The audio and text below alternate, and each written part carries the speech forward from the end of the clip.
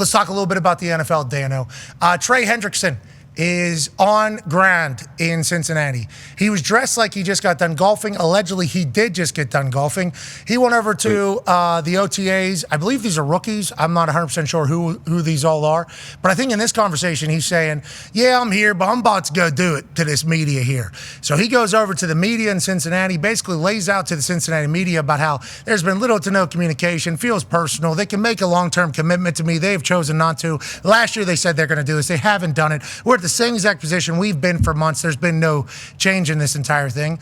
How much of this do you think is a distraction to the Bengals? How much of this do you think the Bengals get done? And what inevitably do you think happens with Trey Hendrickson, who once again, we would like to remind everybody, sack king of the NFL? Jamar and T get paid. Obviously, his contract is good. They got a new DC, new D-line coach. They're trying to figure it out over there. And one of their pillars is currently in a situation where he's willing, it seems like, to do business with the team, and the team just seemingly not willing to do business back. What do you think ends up happening here, Dano? And what do you think is best for the Bengals and for Trey? Yeah, I don't think it's much of a distraction. It's middle of May right now. So, this is a team that's got a bunch of really experienced players. So I don't find it much of a distraction. I do know this. If he's not on the Bengals next year, I don't find them as real Super Bowl contenders as much as I love Joe and Jamar and T, and they can go score with anybody. We got to remember, not only was he the sack leader in the NFL last year, he did it on a defense that was terrible and on a team that was constantly playing chase. So you guys know this, like when the other team is controlling the game because they're up by 2 touchdowns, you're not throwing the ball a ton if you're the opponent because you're just trying to make sure that clock is of your kind of like your friend. So I think the Bengals, I don't want to say have, ruined chances because there's a lot of time till the season, but certainly mismanaged it. And you have a guy that has been an absolute star on the field. He's an unbelievable representative off the field. And if Trey Hendrickson's a Bengal next year, they're one of those very small groups of teams that you sit there and say, yeah, they can win the Super Bowl. If he's not, because you're not going to replace him in the draft this year, and I know they drafted Shamar Stewart, I just don't see them as legit contenders. Shamar Stewart holding out. He actually said, I decided not to sign the paperwork as opposed to we decided not to sign the paperwork. Just one little word that could have been phrased differently. We assume that'll get done because rookie contracts are what rookie contracts are. His agent, Zach Hiller, I believe, of LAAA is a go-getter. He's a tough negotiator. Really cool on Instagram, too. Super. Really cool looking on Instagram. Yeah, he does look cool. Have you seen him? I haven't seen him. I wonder if he's wearing way down yonder Chattahoochee Daddy shorts. I wonder if he does that. I got to see. I wear 'em. Get my eyes on. Dan, we've seen you wearing them. Yeah, we see you wear those things. I'm very conscious of it. You got those little baby legs, though, too, so you can kind of get away with it. You know what I mean? No. I got good legs. Strapped up, you quadded up. You ain't got ham hocks, Dan. Yeah, well, Dan, he can move. Dan, and he can. Like a gazelle. I got a little hamstring injury right now, Boston Connor. You're going through it right now. What's it from, lacrosse practice, or is it from working out? What is it from? It's from the YMCA basketball run. Plays like Steph. Yeah, running too much. Right? How about Steph first time in his 16-year career? Crazy. Especially with how much he runs. That doesn't make any sense. All right, let's get back to the NFL. Trey Hendrickson's on the team. You think they have a legit chance? Trey Hendrickson's not on the team. You don't think they have a chance. There's a lot of teams that would love to have Trey Hendrickson on their squad. He said today he's not sorry about what the market is for defensive ends. That's not his decision. That's everybody else's. Cincinnati could have paid him last year. They chose not to. They move on. Hopefully Trey gets his money. Good luck, Trey. We're pulling for you. Go ahead, AJ. Yeah, Dano, were you surprised to see the Derek Carr retirement and that whole situation? What do you think happens at the quarterback position for the Saints this year? Surprised. I guess I was taken aback that he ends up retiring. Tyler Shuck's going to be their starting quarterback, in my opinion. I think you want him to be your starting quarterback. I've seen a lot of people have the thought of, they should tank for Arch Manning or sign Aaron or some things like that. I just remind everybody, Derek Carr was a second-round pick. Now, I'm not as high on Tyler Shuck as some other people were coming out of Louisville. Obviously, he's played a ton of college football. He's older, so that should be a benefit for him. There is talent there. Derek Carr was a second-round pick. Andy Dalton, second-round pick. One of the great quarterbacks in the NFL right now. Jalen Hurts, second-round pick. So it's not like second-round picks can't become starting quarterbacks in the NFL. Kellen Moore comes over as the new head coach. They're really good on the perimeter. So I would start Tyler Shuck and make sure, hey, we didn't strike. If you're the Saints, you want to learn in this year. Do you have to get a quarterback? Obviously, in the next draft, but. I wasn't necessarily shocked by the Derek Carr stuff. Obviously, the reporting around it has been odd. The whole last season ends with injury, and I got a text from somebody the other day that said, "Hey, not a quarterback, but do you really think that Carr didn't have any idea about the shoulder injury until recently?" And part of me goes, "You didn't play catch with your kids at all?" Like I know he's video yesterday of him playing catch with his kids. So you didn't do that at all in, January, February, March. But Derek Carr comes across as like a pretty truthful person and not trying to hide stuff. So I can't imagine that it's shocking news to the Saints because of the situation, but nothing surprises me with the league. I assume that he had a little bit of shoulder soreness. Every quarterback kind of feels that. I think everybody that throws anything feels that. That's why you got to get that. The Dan Orlovsky, the Dan Orlovsky shoulder fixer thing. Shoulder reliever. Yeah, there it is, a shoulder reliever. So I assume Derek Carr felt some sort of discomfort maybe in the offseason as he was doing things, which is probably pretty normal, especially for anybody that does the throwing. And then as he tried to ramp back up, wait a second, this feels weird. To your point, I don't think Derek Carr's lying. I don't think that's something Derek Carr, especially at this stage. They said he surpassed $200 million in career earnings at this stage of his career. Congrats to him in the business of the NFL. Congrats on a great career, Derek Carr. And good luck to the Saints figuring it all out down there. New head coach, new operation, new situation. The Saints fan base obviously deserves greatness. We shall see if they're able to pull that off in the NFC South. Now let's go to another quarterback situation that's garnering a lot of conversation. D-Butt in his Lululemon fit has a question for you. Another team that's got to figure out their quarterback situation. Cleveland Browns. Obviously, you got Joe Flacco there. You got Kenny Pickett, and then the two rookies with Dillon Gabriel and Shedeur Sanders. What do you think? How do you see this playing out for Cleveland throughout the season? What do you think the plan is going through the season, and how do the reps get broken down from a guy who's been in the quarterback room for a long time? Yeah, I would do everything I can to start either Shedeur Sanders or Dillon Gabriel this year. I would only start Joe Flacco or Kenny and probably Joe if, oh my gosh, this is a disaster. And if you're Kevin Stefanski and Andrew Barrow, their head coach and general manager, you go, hey, if one of these two kids starts, we're going to get fired. If it's that bad throughout the preseason. So I think Joe is just there certainly for comfort. The reps, I don't think that, and I saw Kevin, and I know you guys talked about this a little bit yesterday, the reps, like in the offseason, specifically in that spring period, reps really don't matter who you're doing them with. Because, but this, you got, the receiver fluctuation of this guy's only going to take 4 reps. This guy's going to take 6 reps. This offensive lineman may not practice today. So, a lot of times coaches are more trying to put you as the quarterback in situations with certain people rather than certain number 1, number 2, number 3 on the board type of thing. So sometimes it's like, hey, I want to see how he performs with the backup offensive line against the starting defensive line, or I want to see how he throws the ball to David Njoku, or I want to see how him and Jerry Jeudy communicate, stuff like that. So that's a huge part of it too, rather than what guy runs out there first, one guy runs out there second.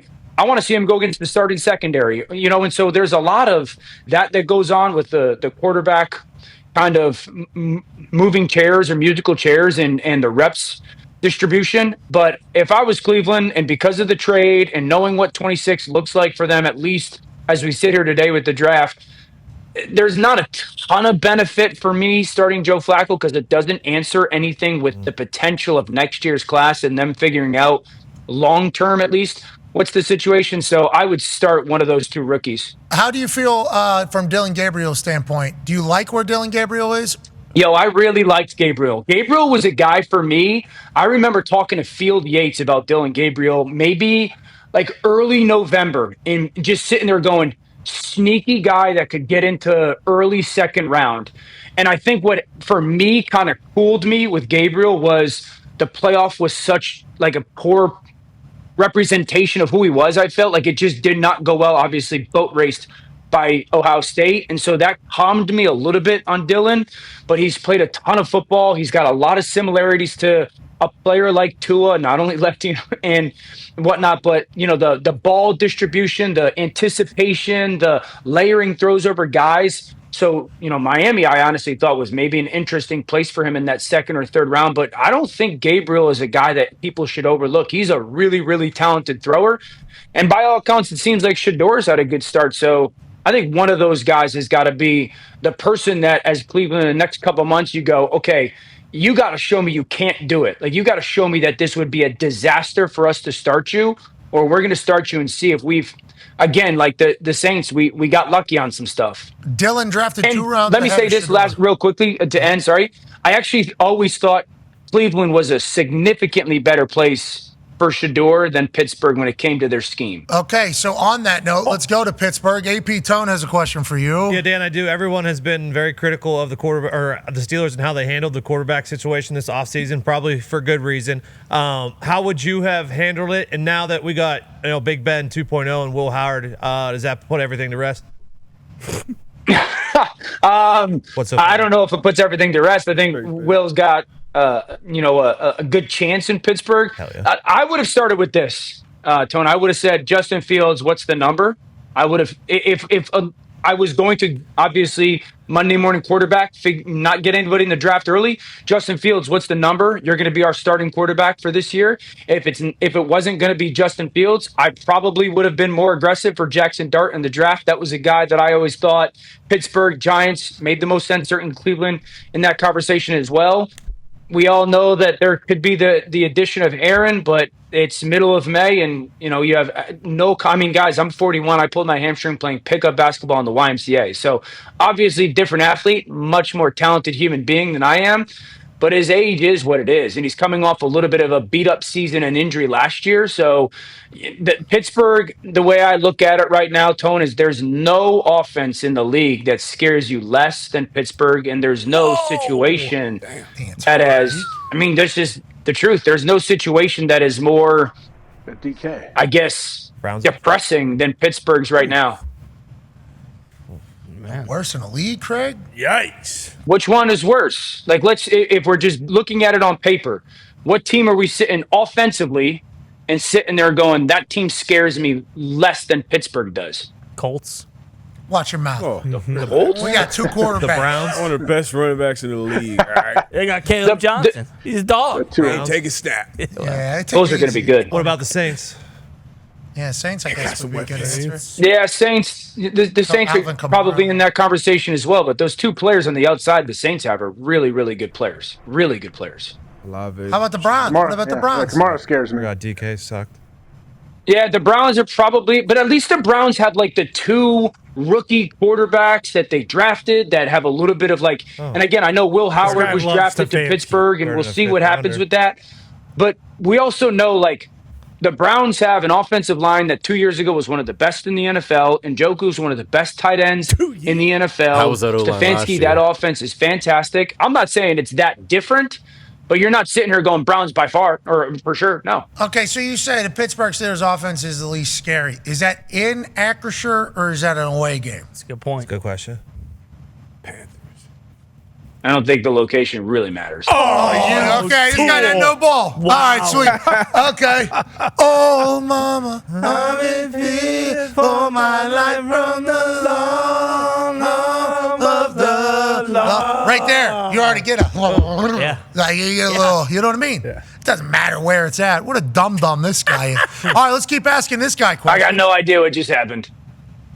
Once again, you need to stop saying this, especially if you're in the middle of a negotiation for talking about ball, because it sounds like you don't know ball. Connor has a question for you about ball that you might know about, I guess. Yeah, Dan, another quarterback situation. You were pretty high on Jaxson Dart, and photos are now coming out of Jaxson Dart, Tommy DeVito, Jameis Winston, and Russ throwing.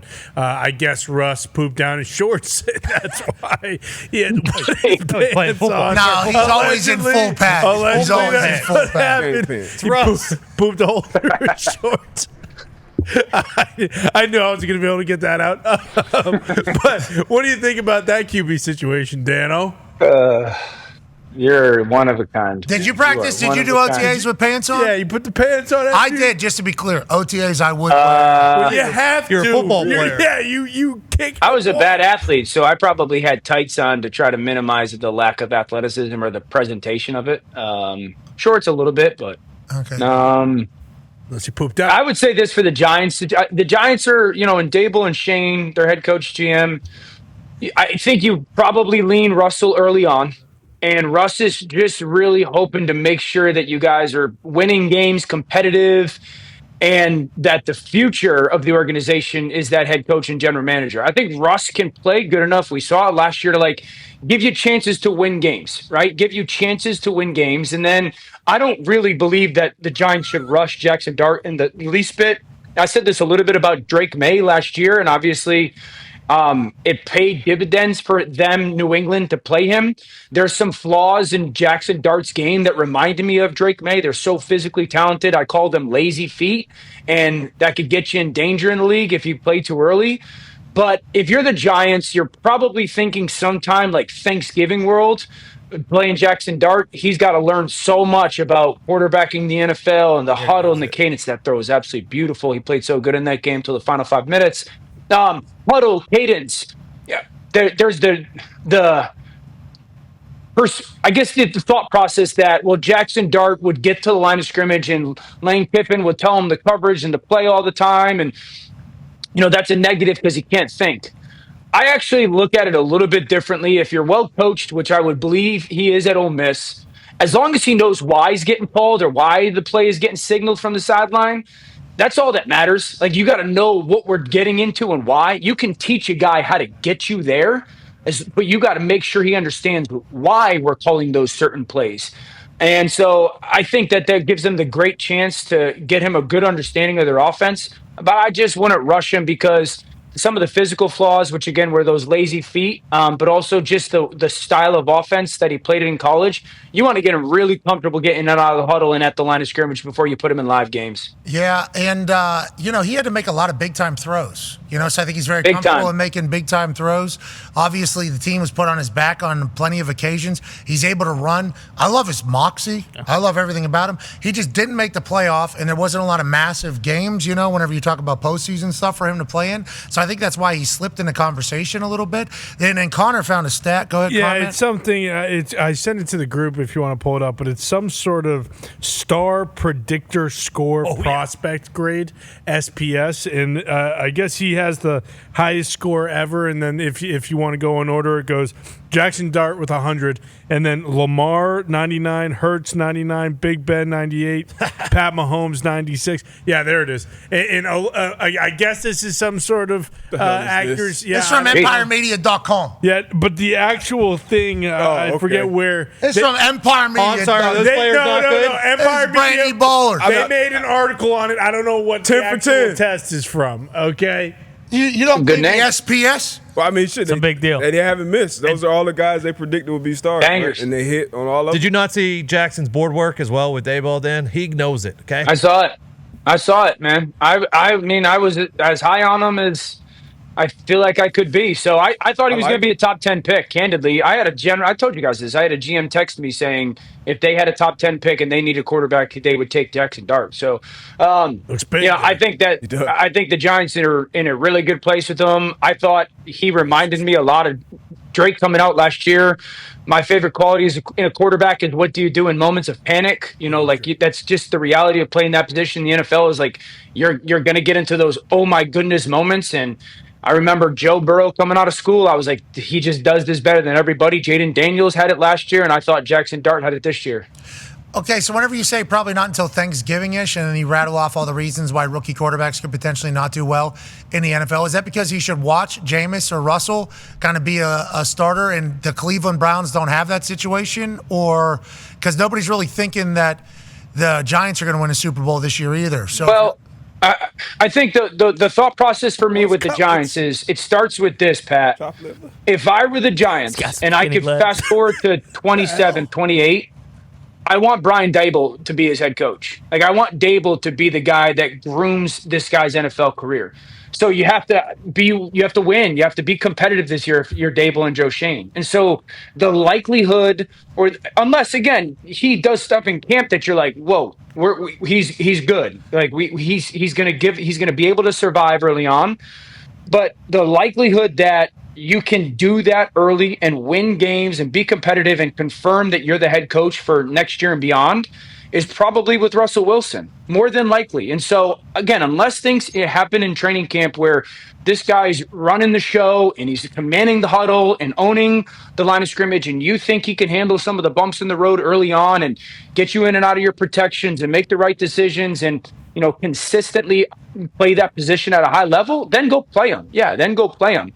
But I think with the Giants, that's different from the Browns is I think once the Browns made that trade, it was a clear declaration of we're looking forward at this position to 2026. And we want 2 first-round picks for it because that class has the chance to be loaded like last year's, where the Giants have kind of made the clear declaration when they take him in the first round of like, we really like this guy. We want the head coach to be with him, but there's the reality that they can't go 3-14. All right, we're on the NFL schedule release eve here. A lot of games have already been leaked here. International games have been leaked. Some regular season games have been leaked. Obviously, Cowboys, Eagles kick off the entirety. Chargers are playing on Friday night, day after the opener down in Sao Paulo, Brazil. A lot of people are saying that's against the Chiefs. We haven't got an official release of that. Vikings, back-to-back games. Broncos, Jets, Rams, Jags, Falcons, Colts in Germany.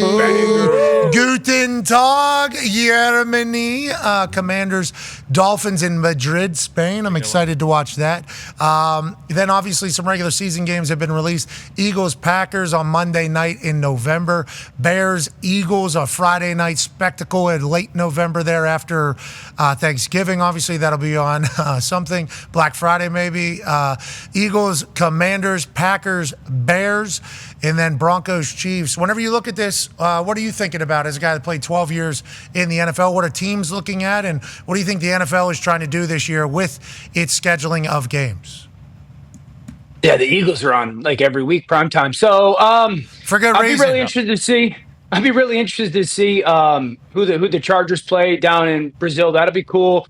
When they announced the other day that the Eagles were opening the season at home versus the Cowboys, my wife got so mad. She was like, the Cowboys haven't done anything to deserve opening the season. I'm like, you're a maniac. She loves the Eagles, I think yeah, she's crazy. The Vikings Steelers that in Dublin, that's sick. It's interesting. Vikings back-to-back weeks. Did we have a team do that recently? Like, this is the first time? Jags did. Jaguars have been in Jags London. did it? They're in not two different countries. Yeah, Dublin to London is a little bit of a different animal. Dublin to London London to Dublin, whatever. It's an hour 20 flight.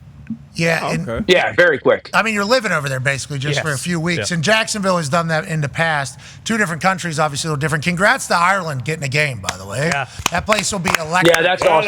That place You were there for college football last year, right? Yeah. Hup, hup, hup, hup, hup, hup, hup. Yo, you know what's interesting? That Dolphins Commanders game is mid-November in Spain. Yeah. Oof. Must be nice. Yeah. Falcons, Colts in Berlin. That's a marquee. Germany had 2 million people in the queue waiting for tickets or something like that last year. Yep. Congratulations. Congrats against Falcons, Colts. Shout out. Love that we're going over there. Colts, Patriots. Commanders, Dolphins, obviously. That's a big Stupid deal. question. What is it? Is all of Europe in the same time zone? No. Boy, you fool. No. No, it's not. So, like, is Spain 5 or 6 hours? I assume Spain's like 8, if I had to guess. And then Welcome to the modern world, man. London's like 5 or 6. Then as you go right, it gets further in the entirety of it all. It's a big time. That's what I'm saying. That Commanders Dolphins one, that's a big time zone change thingamajiggy. Spain's way over there. That's on the Mediterranean. I think Spain. Germany's Here we bigger go. than I love Spain. them. Yeah. Yeah, exactly. Germany, I Spain's think, like, Germany's way over there. yeah, Germany's further over. And Spain, if you look at it, does kind of line up with London. And Yeah, so maybe Spain exactly. is not.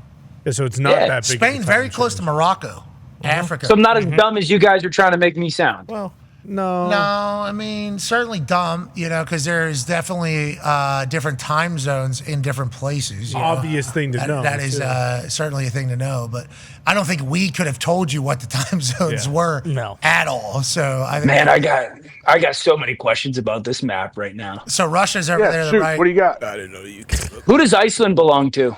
What do you mean? Oh, now or like so now a you're year? giving full questions. We don't need to dive into that. Okay, we don't need to dive into that. JD Vance has been taking trips. I guess that has been, and I don't think it's just been to see the Northern Lights. No. Sure. Which I think is. And Go ahead. Yeah. and Russia is part of Russia. Russia. Tommy Land? Yeah. What's that? Asia. Trying to No, visit. buddy. It's split. No. Buddy. Okay. All right. I'm not terrible. I'm not too bummed about that. I'll tell you what. I went over there for a WWE. I went over to London. I went over to Scotland and everything. Mm-hmm. And as you're flying over, you're trying to learn your everything because the maps on the planes will tell you up and to the right is this, Mm-hmm. up and to the left is this. I don't think the American education system did a good job on the whole. They Geography. try. Remember? I wanted. I don't know. geography. I feel my kids know more about world geography than American geography. Which is part of the That's problem. great. That is a part of the problem. That's because Yeah, I gotta take them to Washington D.C. this summer or something and have some conversations. Yeah, I'm sure that'll help it all out. That's because they're in it, though. The further you get away from it, the less you know about the world geography and the more you know about the United States. Yeah, that's why the Are You Smart in a fifth grade show Exactly. was so good because these are all fifth grade type things. All right, Dan.